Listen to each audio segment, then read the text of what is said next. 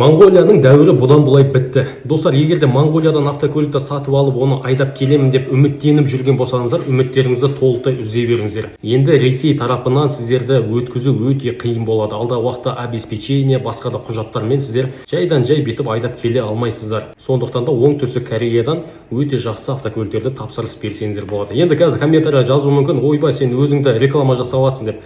Менен емес, басқалардан заказ бере беріңіздер. Сіздерге жай ғана өздеріңізге керекті пайдалы ақпаратпен бөлісейін. Моңғолияда болған адамдар өздері біледі. Бірінші автотурға сіздер ақша бересіздер. Өзіміздің қазекелеріміз. Енді оларға ештеңе демеймін. Олардың еңбегі адал шығар. Сіздерді апарып автокөліктерді тексертіп, жол жөнекей сіздердің автокөліктеріңізді айдап та келеді. Енді достар, бұл жерде мәселе оңтүстік Кореядан келген автокөліктерде болып тұр ғой.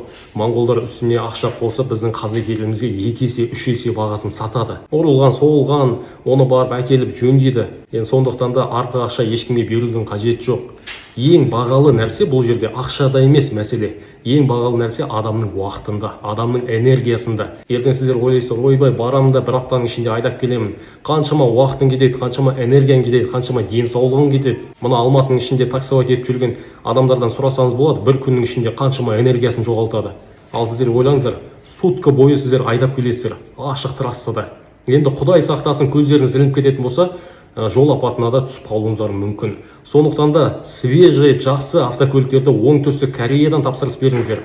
Спокойно үйде жатып, мына контейнермен 25-30 күн, даже 23 күнде келіп жатыр кейбір контейнерлер. Аман сауда келеді. Страховка жағынан уайымдамаңыздар. Біздің компаниямыз толықтай өтеп береді, егерде бір жерінде царапина, сырық болатын болса.